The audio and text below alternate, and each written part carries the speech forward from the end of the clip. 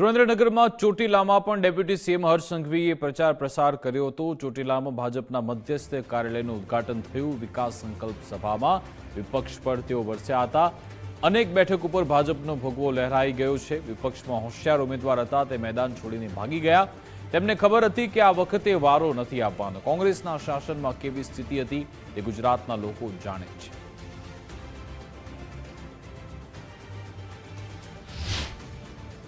માનવું પડે તમારી હિંમતને।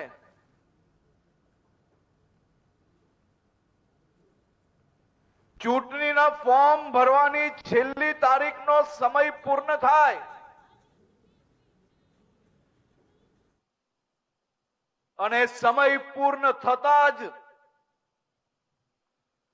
ગુજરાત ભરમાં 200 થી વધારે સીટો પર તમારા સૌ લોકોનો સીધે સીધો વિજય થઈ જાય।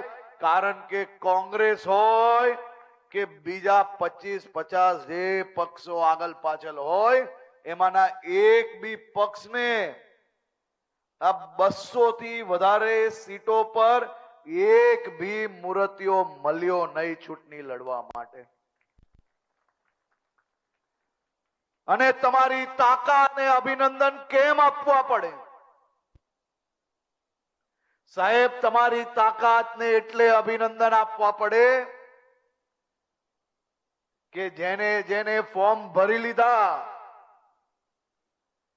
ચૂંટણી પ્રચાર માટે સુરેન્દ્રનગર જિલ્લાના ગામડાઓમાં ગયા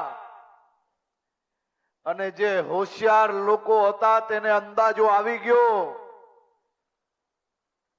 કે આ ગામડાઓમાં તો લોકો આપણે આવા જ નથી લેતા।